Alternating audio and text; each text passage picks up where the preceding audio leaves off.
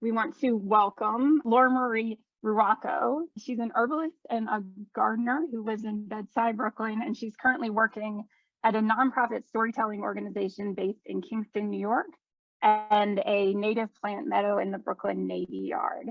And she's going to be talking to us today about DIY or do-it-yourself self-care. As Frances mentioned, I'm an herbalist, which really means just that I've been studying the way that people use plants for medicine and pleasure and food for many years now. And I practice with clients, helping folks out with their own self-care through herbal medicine. And I love to grow plants. I love to learn about all of the different stories of plants and the way that people interact with them. So our topic for today is going to be DIY self-care. So my kind of inspiration for what we're going to talk about today is how to take really common and accessible things that you could find at most supermarkets or even a lot of corner stores and turn them into something kind of luxurious to take care of yourself. So whenever I talk about self-care, I always bring in this quote from Audre Lorde, who was a writer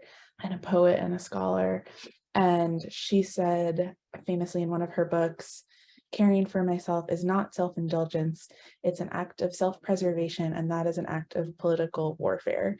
And so when she said that, she was speaking from a place of being a Black and LGBT woman who was dealing with cancer. And she was speaking about the idea that there's a lot of barriers in place to taking care of ourselves. There's a lot of demands on us as people to work, to care for others.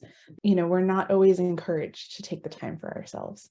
I always like to bring that in and also to talk about it in the context of now self-care is a whole industry, and where you go, you can see tons of ads for things about bath salts or different supplements or body creams or all of these things. And a lot of those things come with some sort of should attached to them. Like, you should be doing this, you should be doing that. And that's just a way that marketing works. You know, people who are trying to sell something, they need to make you feel like you have a problem and that they can solve in order to sell you that thing. My kind of thought around self-care is that it doesn't have to be expensive. It doesn't have to be something that is only for certain people. And in fact, you know, I think the people who feel like they have the least time for themselves are the ones that deserve that care the most. A lot of the things that we'll talk about today are also things that you can share, you know, with friends or family, little projects you can take on with other people in your community. That act of caring for yourself can also bring in other loved ones too. The first thing that I want to talk about is just using simple herbs that you can find in any grocery store as steam. And this is an incredible medicine for the sinuses, for the lungs, and also for the skin. Really simple things that you can find in any produce aisle, like sage or rosemary, thyme, basil. And then, you know, depending on where you are, you might be able to find something like lavender or rose, or you might be able to even just take a chamomile tea bag and use that as your steam. And this is something that I love to do in the winter because everything is so dry, and the heat in our apartments can really dry us out, our skin and our kind of internal mucous membranes in the throat and the lungs. To make a steam, it's super easy. All you have to do is throw some handfuls of these herbs, and they can be fresh herbs that you got off the refrigerated shelf, or they can be dried herbs. Toss them in a pot or some kind of heat-proof bowl, pour some boiling water over it, and then use a towel to kind of make a tent over your head and over the bowl. And you can just breathe for, you know, anywhere from 5 minutes to 30 minutes, whatever feels good for you. And make sure it's not, you know, so hot that it feels painful to breathe, but it should feel soothing, and it will really help kind of clear out sinuses, dry eyes. And it's also, afterwards your skin feels so nice and clear because the water is moisturizing from the steam, and then the herbs themselves will bring in some kind of like cleansing properties. So this is one of my favorite things to do. It's so simple, but it feels so good. And it's something that many people, know about from, just growing up. It's a common thing for when you have a cold or your child has a cold, but adding in some of these aromatic herbs can really just take it to another level. There's so many different options in New York City of places to get all kinds of different herbs. And so, at a more basic supermarket, you might just find the common kind of rosemary, thyme, basil, that sort of thing. But a lot of markets, you might also be able to find something like lemongrass, or you might be able to find fresh mint. Things like that can really be amazing. The other super simple thing that I want to talk about is making a face mask with honey. And for this, honey can be the only ingredient. And a lot of times when I suggest this to people, they are like, that sounds very sticky, but I just did it last night. Trust me that your skin does not stay sticky. So with this, you just want to start with a clean and dry face and just take some plain honey, pour it in your hand. You only need about a tablespoon or so, and apply it to your face. Just a thin layer is fine. Gentle exfoliating properties. With honey, there's enzymes that kind of help to move things out of your skin. And honey is also very antimicrobial. So this is something that is, in times where there isn't anything else available, can even be used as a wound wash. And you can check out studies on that. When you feel like you've had enough time with it, you just rinse it off with warm water. You don't need to use any soap. And then you just pat your face dry and moisturize afterwards, and you're all set. Okay, so then this is sort of like taking it to another level where you can actually create your own little product here with just things at the supermarkets. This is something called cleansing grains because we're using easily accessible grains to make an exfoliating little face mask. For this, you can use oats, and you can either buy rolled oats, just regular oatmeal, as long as it doesn't have any flavorings or anything, just plain oats. And you can put it in a little grinder if you have a coffee grinder, or if you have a mortar and pestle, you can grind it up, or you can buy it pre-ground and it's sold as oat flour. There's a company called Bob's Red Mill that usually has their own little section in the store, and they will have oat flour and almond flour, which is another suggested part of this recipe. But again, you can just get almonds, plain unroasted almonds, and just grind them up in a grinder if you have that available. And then you can add any nice smelling herbs that you want. So if you can access dried rose petals, you could use that. You could use chamomile. And I always like to talk about chamomile because it's very underrated. People think of it as something that's kind of just, very gentle herb or just for kids or something like that. But it's very anti-inflammatory and great for all kinds of things, both topically on the skin and internally as a tea. And it's so accessible because you can find chamomile tea bags most places, and you can just snip open the tea bag and dump it in. So this is my little cleansing grains that I've made. And so in here I have some oat powder, I have some ground up herbs. I don't think I used almond flour in this one. So this is a recipe you can do many things with. If all you have is oats, then that's perfect. The oats are incredibly moisturizing and so soothing. So if your skin is irritated, I would definitely recommend this. And so you mix up all of your powders in a little jar like this. And then how I usually use it is I'll take a little bit of powder out of the jar and just put a little bit in my hand. So I have like a little couple drops of water into it, and then I'll spread that paste on my face. And you can either just use that as like a little scrub and kind of scrub it on and then rinse it off right away, or you can use it as a face mask. And if you want to use it as a mask, you can play around with what you use for the liquid. So you can use plain tap water. You can use apple cider vinegar, which also has some nice kind of skin toning properties. So it's nice if you have like oily skin. You can use honey, which we talked about is very moisturizing and soothing. You can use yogurt, plain yogurt, no flavored sugar or anything like that, just plain. Also really moisturizing. You can use aloe juice. So these are all things that, you can find a lot of places. This is a really fun one that I love to play with, and you can really make it your own. Now I want to talk about herbal baths. So baths are so important in the winter because it's, again, so dry and our muscles can get tense from maybe not being outside and moving around as much. And the warm water just is so soothing. And adding herbs, any of the aromatic herbs that we've been talking about, is such a great way to add a little bit of extra like therapeutic value. So you can use, again, rosemary, basil, lavender. You can use oats or seaweed. These are great moisturizing, and seaweed has a lot of minerals in it. And so the way that I go about it is either I will make a nice big pot of tea on the stove and steep it for, 20 to 30 minutes. And this can be very strong, like much stronger than a tea that you would want to drink. So you could add like a whole box of chamomile tea bags into a pot and cover it up, steep it for a while, and then pour all of that liquid into your warm bath water. So that's really lovely.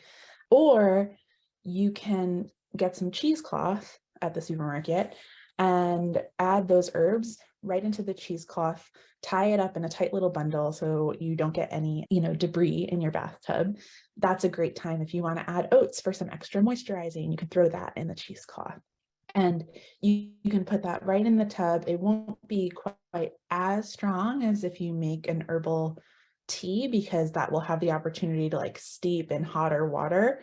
If you really just want to get some nice like scents of herbs like rosemary or sage or things like that into your bath, magnesium is very important for many of our body functions, but some of the ways that it really helps is with muscle tension.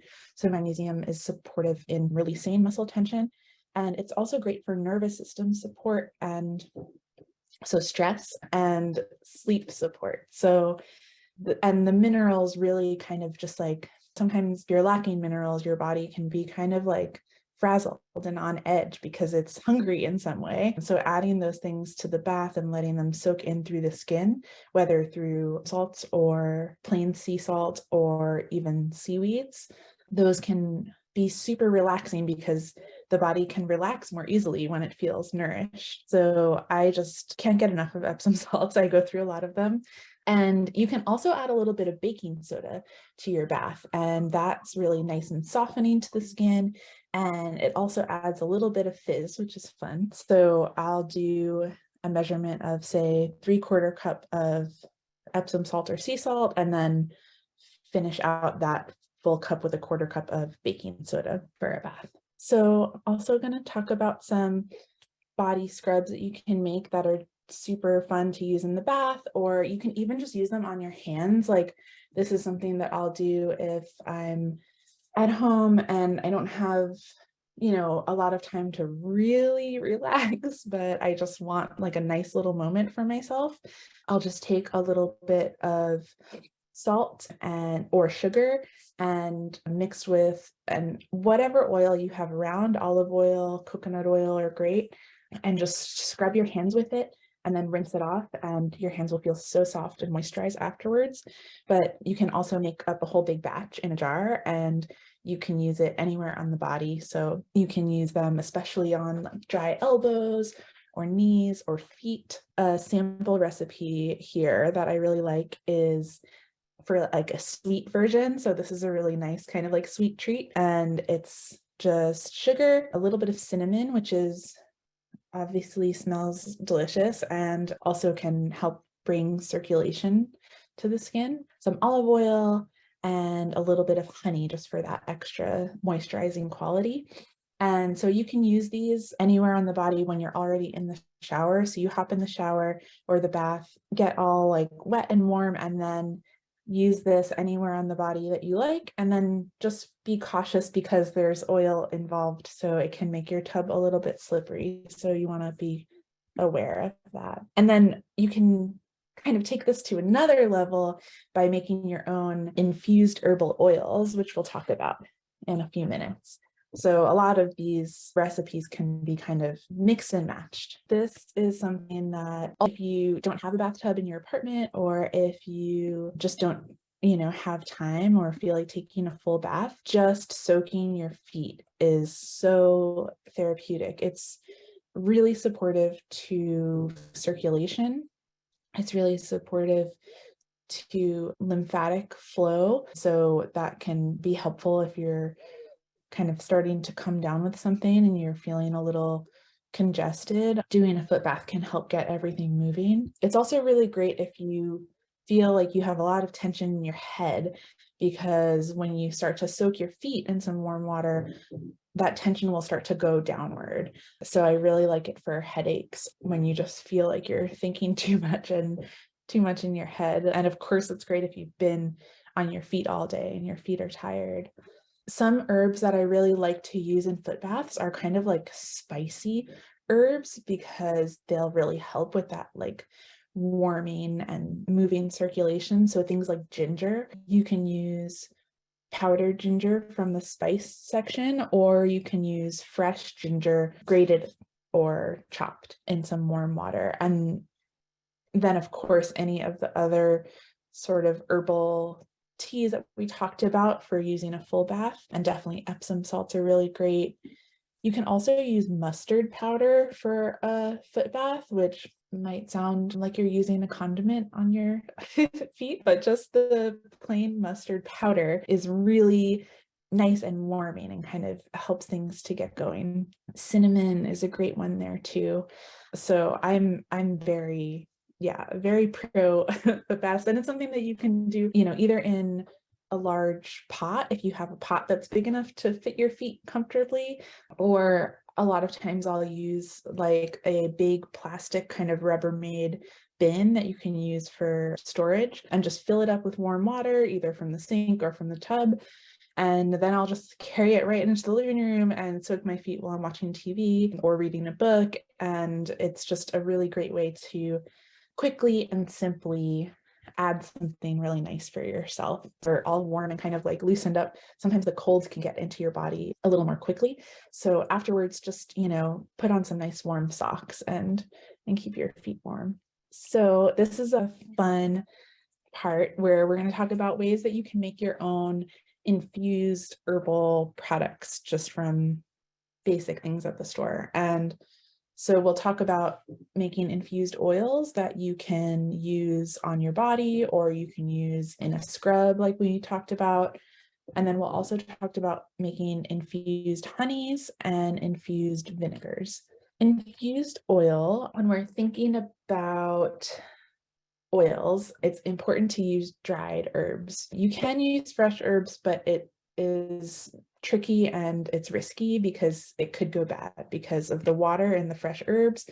They can get into your oil and start to grow mold. It's easiest just to start with dried herbs. Purchase already dried in a bag, or they can be herbs that you buy fresh and then you hang them in your kitchen to dry out completely before you add them to your oil. So the way that you make the oil is take a very clean and very dry jar and fill it all the way up with your herbs. You can really pack it in. So this is going to make a really nice strong oil. And again, we can think about chamomile, like from a tea bag. We can do sage, thyme is really nice. Hibiscus, which is also called mica or sorrel. That's a really nice bright red flower and so nice for the skin. So then you just top the herbs off with whatever oil you want to use. So oils that I like are olive oil, coconut oil, sunflower, grapeseed. Those are all great. The only thing that I wouldn't use is something like just general vegetable oil or canola oil. Those aren't as great for the skin. So then to make the infusion, you want to place it either by a heater, like just set it on the floor near a radiator, or if it's the summer, you can put it by a warm window, and then just shake it a little bit every few days, and then strain it out, and you can use it anywhere on the body. And using infused oils on the body is one of my favorite, just quick little self-care things. Like when I get out of the shower, especially, your skin is nice and soft and open and ready to be moisturized. And adding some really nice scented oil is moisturizing, and then also just gets you in touch with your body because you're touching all over and giving yourself some love.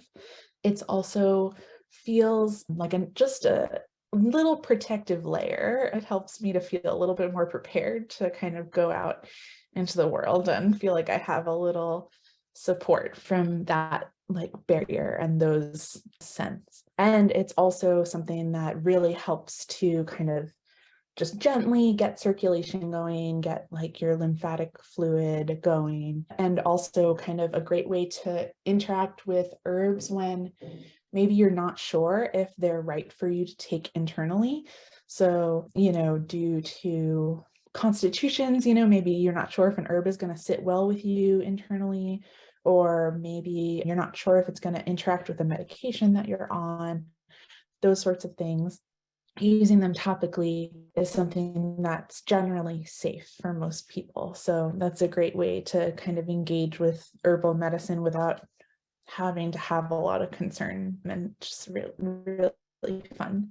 If you feel really excited to make an infused oil, but you don't want to wait for 2 to 4 weeks, you can do it on the stovetop. And if you do it that way, it's important to use very, very low heat. So we're not trying to like fry herbs in oil. You want to be very gentle. So what I usually do is I'll do a double boiler where you take a pot, put some water in your pot, and then set a heat-proof bowl on top of that. So the water is not even touching the bottom of the bowl. And then in that bowl, you'll place your oil and your herbs and just gently warm it. It should be like only a little bit warmer than body temperature. And so you can easily stick your finger in it, and you shouldn't be feeling too warm. And you can stir that 20 minutes up to like an hour. And the longer you let it sit and the lower the temperature, the better infusion it will be.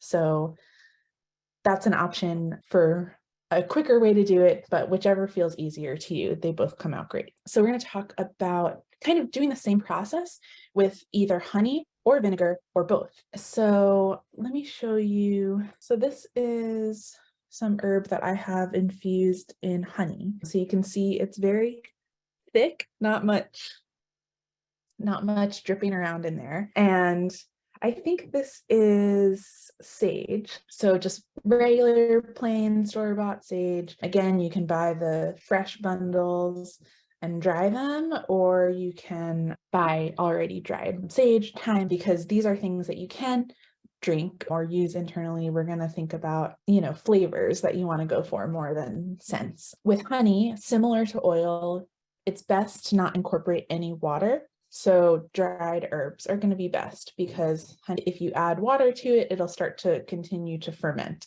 which can be fine, but it's just easiest to keep it all stable. With just honey, you're going to do dried herbs, kind of the same exact process that you would use to make an oil. You can do that same thing with the honey.